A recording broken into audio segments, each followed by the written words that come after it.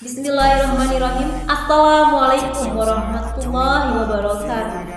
Salam Swastiastu, Namo Buddhaya, salam kebajikan. Perkenalkan, nama saya Rahmawati Eka Nur Hidayah dengan nomor induk mahasiswa 201190444. Pada video kali ini, saya akan membawakan sedikit penjelasan kepada penonton mengenai salah satu subtema pada mata kuliah bimbingan dan konseling yang berjudul fungsi dan tujuan dari bimbingan dan konseling. Bimbingan dan konseling. Sebelum kita masuk kepada fungsi dan tujuan dari bimbingan dan konseling, sudah semestinya kita mengetahui pengertian mendasar dari bimbingan dan konseling. Bimbingan. Menurut Kamus Besar Bahasa Indonesia, bimbingan mempunyai arti bantuan ataupun petunjuk. Sedangkan konseling mempunyai arti bantuan dari konselor kepada konseli terhadap permasalahan yang dihadapi oleh konseli. Nah, dari dua pengertian itu saja dapat kita lihat, dapat kita ambil kesimpulan bahwasannya bimbingan dan konseling merupakan interaksi antara konselor dan konseli dalam menghadapi permasalahan yang dihadapi oleh konseli untuk menemukan titik tengah ataupun menemukan solusinya. Baik, setelah kita mengetahui pengertian bimbingan dan konseling, selanjutnya kita menuju kepada fungsi dan tujuan dari bimbingan dan konseling.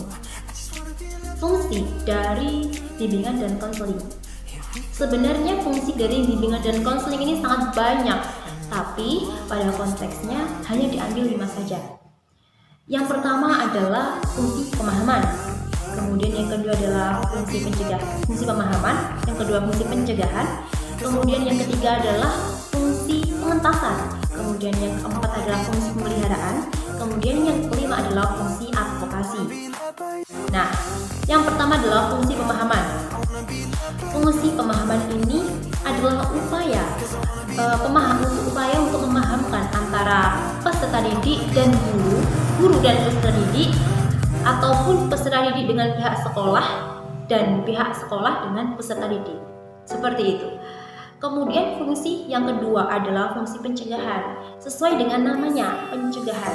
Pada fungsi ini, bimbingan dan konseling menjadi upaya untuk mencegah peserta didik agar tidak melakukan hal-hal negatif yang tidak diinginkan. Dengan cara apa mencegahnya? Dengan cara menunjukkan hal-hal fatal, dengan cara menunjukkan akibat yang terjadi apabila hal-hal tersebut dilakukan. Jadi, peserta didik akan merasakan ketakutan sebelum melakukan hal-hal buruk tersebut. Nah, seperti itu. Kemudian yang selanjutnya adalah fungsi pengentasan. Pada fungsi pengentasan ini, bimbingan dan konseling menjadi upaya untuk menguatkan peserta didik, untuk menyelamatkan peserta didik dari permasalahan yang sedang dihadapi oleh peserta didik tersebut. Lalu, yang selanjutnya adalah fungsi pemeliharaan. Sesuai dengan namanya, pemeliharaan. Nah, pada fungsi ini, peserta didik dipelihara. Agar apa? Agar tidak terjerumus kepada hal-hal yang tidak diinginkan. Peserta didik beradakan di zona yang aman, di zona yang baik, di zona yang positif, dengan pergaulan yang baik-baik agar tidak melenceng kepada pergaulan bebas, pergaulan yang negatif. Seperti itu. Kemudian yang terakhir adalah fungsi advokasi. Pada fungsi advokasi ini merupakan upaya untuk mengoptimalkan, upaya untuk mengidentifikasikan dan mengevaluasi fungsi-fungsi sebelumnya, mengevaluasi hasil dari bimbingan dan konseling yang sedang dilaksanakan. Baik, kemudian yang selanjutnya adalah tujuan dari bimbingan dan konseling. Pada tujuan bimbingan dan konseling ini dibagi menjadi 2. Yang pertama adalah tujuan umum. Nah, pada tujuan umum ini, bimbingan dan konseling bertujuan untuk membantu individu, membantu peserta didik untuk merasakan kebahagiaan individu sebagai makhluk Tuhan, kemudian merasakan dirinya sebagai makhluk sosial yang membutuhkan orang lain, juga membantu mereka untuk merasakan nilai keharmonian terhadap cita-cita dan untuk mencapai cita-cita dan impian yang diinginkan oleh mereka. Baik, untuk selanjutnya adalah tujuan khusus dari bimbingan dan konseling.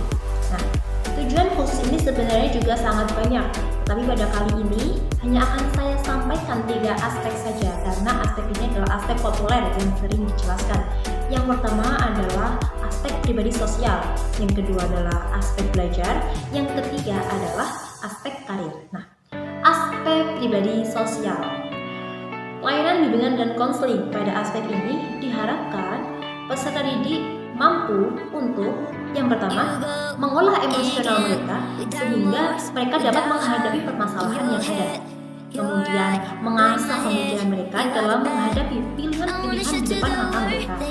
Kemudian menanamkan sikap dan sifat tanggung jawab dalam diri peserta didik. Juga menumbuhkan rasa menghargai pendapat orang lain. Dan masih banyak lagi. Kemudian aspek yang kedua adalah aspek belajar. Bimbingan dan konseling diharapkan agar yang pertama peserta didik dapat efektif dalam belajar. Kemudian dalam belajar peserta didik dapat mengoptimalkan kemampuan dan keterampilannya. Kemudian peserta didik dapat belajar sesuai dengan perencanaan dan tujuan dari pendidikan mereka. Gitu. Kemudian yang terakhir adalah aspek karir. Pada aspek karir ini, layanan bimbingan dan konseling diharapkan agar peserta didik dapat mengidentifikasikan, dapat mengenali bentuk karir yang sesuai dengan peserta didik. Bagaimana caranya? Dengan mengenali ciri-ciri pekerjaan yang pas pada peserta didik tersebut. Kemudian yang kedua adalah merencanakan masa depan peserta didik, kemudian juga mengolah pola-pola karir peserta didik, dan yang terakhir adalah mengenalkan bakat, minat, dan kemampuan dari peserta didik. Nah, penonton, kalau kita lihat dari semua aspek tersebut, dari ketiga aspek tersebut dapat kita ambil kesimpulan bahwasannya tujuan khusus dari bimbingan dan konseling adalah membantu peserta didik menemukan bakat, minat, serta keterampilan dari mereka sehingga dapat dijadikan patokan mereka atau mungkin ciri-ciri kepribadian mereka untuk dikembangkan dalam jenjang selanjutnya, dalam jenjang karir mereka, seperti itu. Nah, mungkin cukup sekian yang bisa saya jelaskan mengenai fungsi dan tujuan dari bimbingan dan konseling. Semoga penonton dapat mengambil pembelajaran yang ada dan menambah wawasan penonton sekalian. Terima kasih. Assalamualaikum warahmatullahi wabarakatuh.